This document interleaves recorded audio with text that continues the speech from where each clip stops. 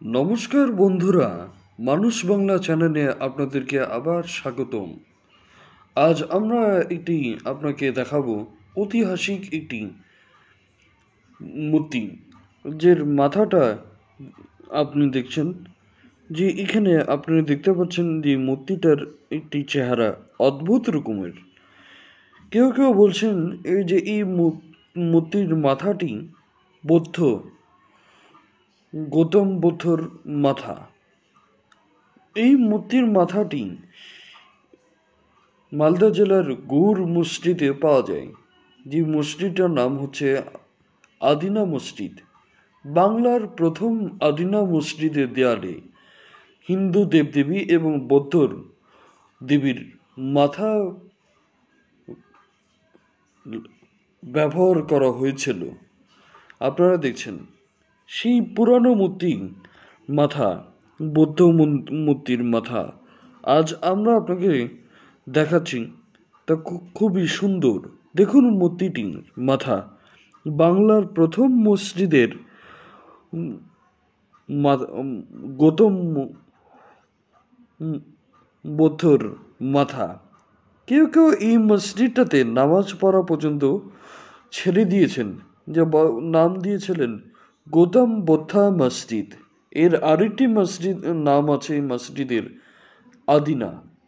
কেউ কেউ বলছেন যে এই মসজিদটি একটা সময় ছিল প্রাচীন মন্দির।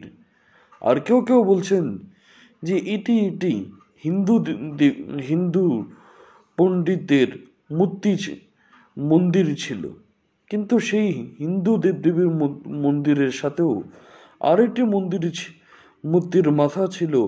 সেই মূর্তির মাথাটাই গৌতম বুদ্ধর মূর্তির মাথা। বন্ধুরা দেখুন আপনি যে এই গৌতম বুদ্ধর চেহারাটা স্পষ্ট আপনি দেখতে পারবেন। আজ থেকে 450 বছর আগের মোগল আমলের এই মূর্তির মাথা দেখছেন আপনি। এই মূর্তির মাথাটি যখন উঠাবেন তখনই আপনারা দেখতে পারবেন যে স্পষ্ট আপনাদের কাছে তা ক্লিয়ার হয়ে যাবে এই যে এটি গৌতম বুদ্ধর মাথা। দেখুন কত বছর পুরনো মূর্তি। এর সামনের সাইডটি যদি করি আমরা, তাহলে তা দেখতে লাগবে এটি মসজিদের মিনার। দেখতে হুবহু তা অনেকটাই এরকম। আজ থেকে 400 বছর আগের পুরনো মূর্তির মাথা দেখুন। তা সেখানে সেই সময়কালের নকশা আজও পর্যন্ত জানান দিচ্ছে যে তা মোগল আমলের মূর্তির গৌতম বুদ্ধর মাথা, মোগল আমলের মূর্তি। দেখুন বন্ধুরা এর আসল চেহারাটি, গৌতম বুদ্ধর আসল চেহারাটি। তো আজ আপনাদের জন্য অনেক কষ্টের করে এই গৌতম বুদ্ধর মাথাটি মালদা জেলা গৌড় থেকে আদিনা মসজিদ থেকে উদ্ধার করা হয়েছে। এটি একদম পিওর কালো পাথর।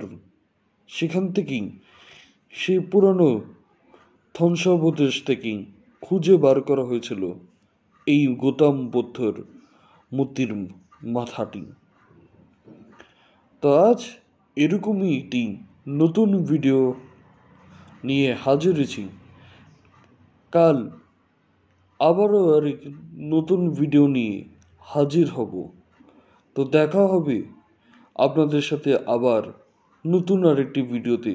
মানুষ বাংলা চ্যানেলকে সাবস্ক্রাইব করবেন, মানুষ বাংলা চ্যানেলের সাথেই থাকুন। নমস্কার বন্ধুরা, আবারও দেখা হবে আরেকটি নতুন ভিডিওতে।